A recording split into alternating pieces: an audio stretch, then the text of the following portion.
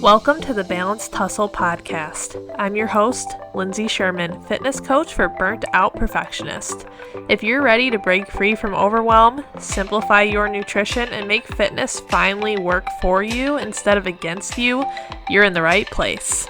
Each week, we'll dive into easy strategies to balance your health with your busy life. Let's hustle for balance, not burnout. Grab a seat and let's dive in. Hello, and welcome back to the podcast. I just have to say, I'm here for the third week in a row, third Friday in a row. Actually, I think last week I did it on Thursday, but I love doing the podcast. But like I've said before, it's usually the first thing that goes when I get busy doing other things, when I get busy working with clients, things like that, which obviously that's my job. That's what I love. That's the whole purpose of what I'm doing. And the podcast is a bonus in addition to that, but it's usually the first thing to go. So all that to say, I'm super excited that I'm here for the third week in a row, getting this out because I love doing it. And today's episode is all about turning I don't have time into your superpower. And that just feels so connected with me right now in this current moment because let me tell you, we had quite the morning this morning here with the baby. If you've listened before or you follow me on Instagram or we know each other, you know that I have a newborn. She is just over a month old at this point. And while I want to say that I have less time per se because I am staying home with her and working from home while taking care of her. So I might say that I have less time, but I definitely have less predictable time. This morning, I did not get dressed. I did not get anything accomplished at all until noon. I was able to take a shower and get dressed and get something to eat. And typically I do really prioritize getting in breakfast, and I just wasn't even able to get in breakfast this morning because she had a big spit up, and we got out of bed. I fed the dogs, let the dogs out, took care of her. She was eating. She spit up all over her outfit, and then I was like, okay, we need a bath. So she took a bath, I took a shower. Long story short, nothing really started happening until noon today for me, and that's okay because not every day is like that. But the point that I'm trying to make is that it would be so easy for me to have said today, I don't have time to do the podcast. It's just not getting done, and really pushed it to the side. And now more than ever, I have to be so efficient. And it made me think of like when we are trying to find time to fit in our workouts, fit in meal prep, nutrition, things like that, it can be so easy to automatically default to I don't have the time, right? And what I will say is when I am talking to people in my DMs, whether that person turns into a client or not, the most common thing I hear is I don't have time, right? I had a baby, or I have a 5-year-old, or I got a new job, or my husband works a lot of hours, blah, blah, blah. Like there's so many excuses that we can just say, I don't have the time, right? Or I work a lot of hours, right? Not forgetting about you people that work, especially my women in ag who are working long hours. Been there before. I've been there working, 60-hour weeks. I know some of you sometimes work more than that, right? It can be really hard, and it doesn't mean that you aren't busy. It doesn't mean that that is not a valid excuse to say, yeah, my time is limited, right? But when I am talking to ladies in my DMs, that is 90% of the time the reason that I get for why they're not where they want to be with workouts, with nutrition, why their body isn't where they want it to be, is that they don't have the time. And then it's kind of funny because then we start to talk more, right?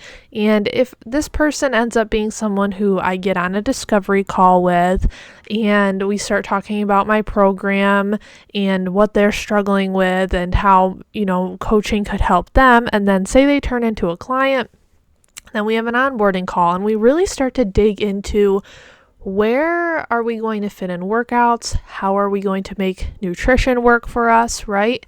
And it's funny because the issue of not having enough time always seems to disappear. And it usually turns into something else. And it's so funny because, like I said, 90% of the time, that is the reason that things are not working, is I don't have the time. And then 90% of the time, when we start digging into things, other things tend to be the reason, right? And it's not that we don't have enough time. Sometimes it's that we don't have a good plan, right? Sometimes it's that we don't have the energy, the mental capacity to fit in workouts, to fit in meal prep, to fit in nutrition. Sometimes it's that we just don't know where to start, right? So we start to dig a little deeper and kind of switch from our default, that default being that we don't have enough time. Like, again, it'd be so easy for me to say today, I don't have enough time to record a podcast. But I've had to really get more efficient, and I have podcast notes. I have ideas when I come up with them on my phone so that I have a plan. It's ready to go. Same thing with workouts. That's exactly what we need to be doing with our workouts, with our nutrition, right? We need to have a plan. We need to have that plan ready to go so that when that time does present itself, right, when we get home from work and we have a little pocket of time before dinner or after dinner or before work, or if you have a baby and the baby's napping, right? If you have a weekend morning that is quiet before you have to, go to a family picnic or something, right? We have that ready to go and we know exactly what we're going to do. And I think that we can start to turn our limited time into our superpower and kind of reframe things, because what I actually find is the people that don't have as much time are the people that tend to be the most successful, especially in their health and fitness journeys. I'm thinking of someone I know right now who is super fit, always, just going above and beyond in the gym, running races, competing in different events, things like that. And this person is not someone who has a lot of time. She's a business owner as well. She has 2 kids, right? Always doing things in the community. And it makes me think of when I was in high school, right? And when I was in high school, they always said statistically that the kids who participated in sports, the kids who participated in extracurricular activities, especially like the 3-sport athletes, those athletes who did a sport every single season of the year, and maybe that was you, maybe that wasn't you. I was like a 1 to 2 sport kind of girl, basketball, and I dabbled in like swimming and running here and there, like for a season. But they always said our 3-sport athletes tend to be the best academically, the highest academically. And at first you would think, how is that possible? Like, they don't have the time. They're always at practice, they're always at games, at meets, and they have less time to get their homework done, to study, right? But that actually turned into their superpower because they had to get it done when they had the little pockets, right? They were the kids that were getting their homework done in study hall instead of just messing around with their friends playing games on their phone, right? They were the kids that got their homework done on the bus on the way home, or right after school, or right before practice, so they didn't have to be doing homework after practice or after games or on the weekends, right? They turned that into their superpower. And then the kids who didn't participate in as many extracurriculars actually had the opposite, right? They would goof off in study hall. They would play games. They had the time, so they didn't need to get it done to get things in, right? So that really inspires me thinking of it that way, because now when I look at my life and I'm like, oh, like things are busy. Like I've got something going on this night or on this day. And, maybe the baby hasn't taken a nap yet today and I'm only going to have a little pocket to get something done. It's actually more inspiring to me when I look at that comparison, because I'm like, oh, I just need to be more efficient. Like I just need to get it in. And it doesn't actually mean that I need more time to do this. It actually means that I need to not procrastinate so much. And it also means that I need to have a plan. So when Rory goes down for a nap, if I know, I'm not cleared to work out yet, but I've been doing some stretching and some breath work and things like that. And even for that, I have a plan of what I'm going to do when I have the time to do it, when she goes down for a nap, when I find that little pocket, so that I'm not like scrolling on Instagram trying to figure out, okay, what am I going to do? What kind of stretches should I do today? It's just so efficient, like it just gets done. And when I'm cleared to work out again here, hopefully this coming week, same thing. Like I'm just going to set up a plan. I'm going to know what days I plan to get in my workouts. Is it always going to happen on the exact day that I plan for it to? Probably not, right? But having that structure and having the plan of what needs to get done makes everything so much more efficient, because when she goes down for a nap, it's not like, okay, let me scroll on YouTube let me watch YouTube for a little bit and figure out what to do after that, or, let me find a workout on Instagram and then I'll go work out. No, it's like you just go get it done, right?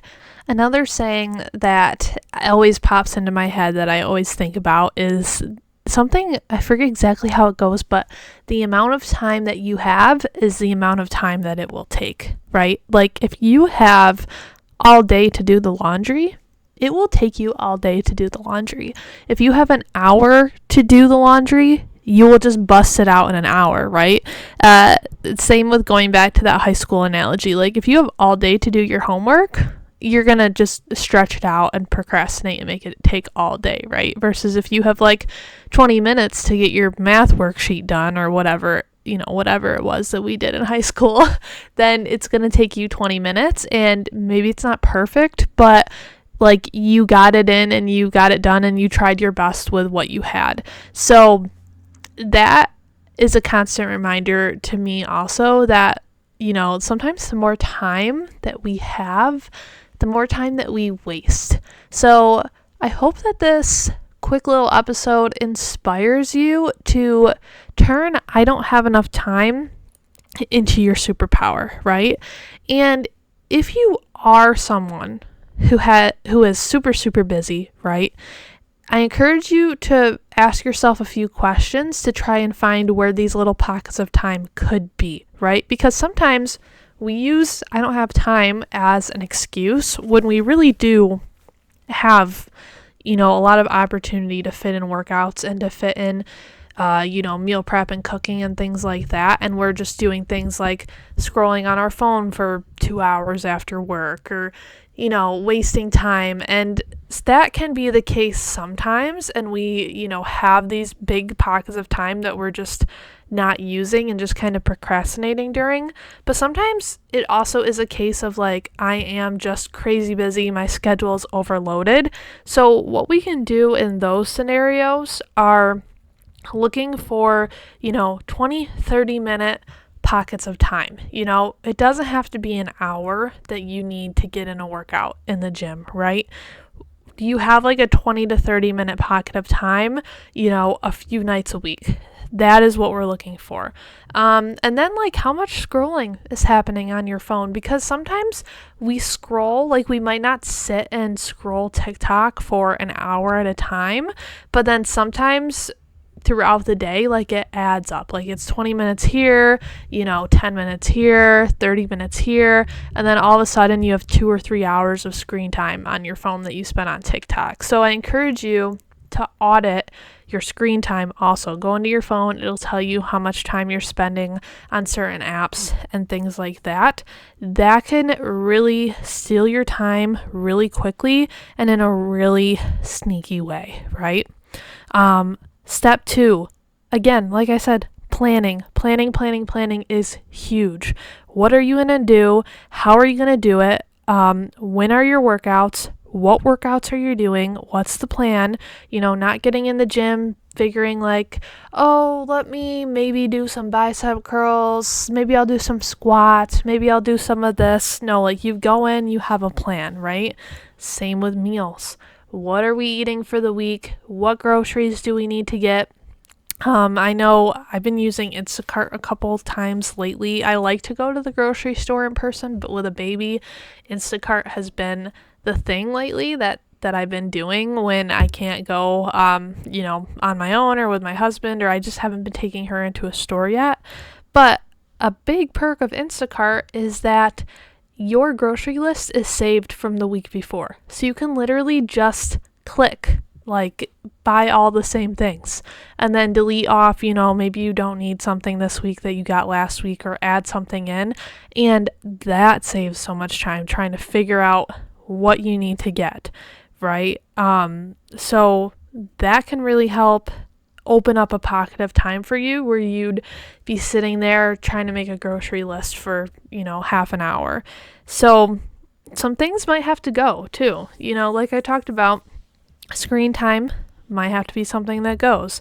Another thing that might have to go might be some overcommitment, right? Maybe you're someone who says yes to every single thing, right? Like every time someone asks you for help or to volunteer on a board or for a club or out in your community for something, you say yes every time. And that's not necessarily a bad thing. Like we want to have those things going on in our lives. And like I said, we want to stay fairly busy because that does help us be efficient in getting things done. But there is a point where it starts to have the opposite effect, right? And it starts to not only wear on our time, but also like our mental capacity. And then when you have time to get in a workout, then your capacity is totally flooded, right? So we might need to stop overcommitting to things, right? Say no to a couple things. Say no to a couple things that don't excite you as much as making your fitness a priority, right? Perfectionism might have to go, right? We don't need to get in the perfect 1 hour workout. It might be a 20-minute workout that looks a little sloppy, that, we don't hit all of our PRs that day, and maybe we don't wear the perfect workout outfit or do our hair perfect in a perfect ponytail, things like that, right? Sometimes it just has to happen messy, and we have to get rid of the perfectionism. So these are all little things that you can do to start to make this your superpower. Again, like, use this as inspiration. Like, how can I make this my superpower? How can I make taking care of my body and my mind a priority, right? How can I make working out be just something that I do no matter what, that just fits into my schedule no matter what, right? How can I make eating healthy fit into my schedule no matter what? Again, like, if meal prep intimidates you, give yourself an hour. Give yourself 2 hours. Again, if you give yourself all day to meal prep, it's going to take all day. And that's going to feel so intimidating every time you need to do it, because you're going to think, oh, I need all day to do it. No, tell yourself, I have an hour, I have 2 hours. Put it in between two things that you have to be at, right? Like, don't stress yourself out, but give yourself some time constraints, right? And you'd be amazed at how much you can get done, right? It's like, I talk obviously a lot about fitness and nutrition because I'm a fitness and nutrition coach, and that's the goal, right? To help you get in your workouts, to help you get in your nutrition properly. But this applies to so many other things in life, right? Like, set a timer to clean up your house, right? Set a timer to clean your bedroom, to clean your living room, and you'd be amazed at what you can get done in 10 minutes, right? So I want you to, use this as a challenge, use this as inspiration instead of being discouraged when you have busy weeks, because like I said, 90% of the time, it is not the fact that we don't have time.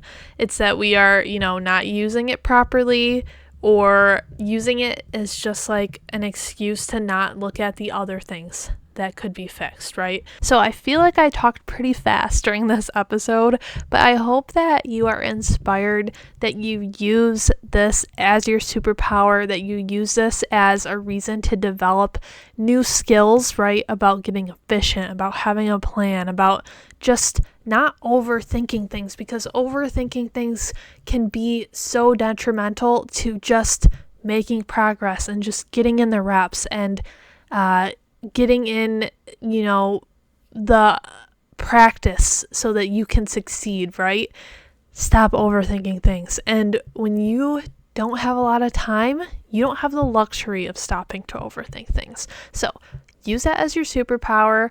And I hope that this episode was helpful, and I will see you in the next one. Thank you so much for tuning in to the Balanced Hustle podcast. If today's episode resonated with you, I'd love to hear your thoughts. Be sure to leave a review or share with someone who needs a little extra balance in their hustle. For more tips, tools, and resources to help you reclaim your energy and build the strong, vibrant life you deserve, follow me on Instagram at LindsaySherman_fitness, and don't forget to subscribe here so you don't miss a single episode. Until next time, remember, progress is always better than perfection. Keep taking those small steps. They'll tell you exactly where you need to go. Talk soon.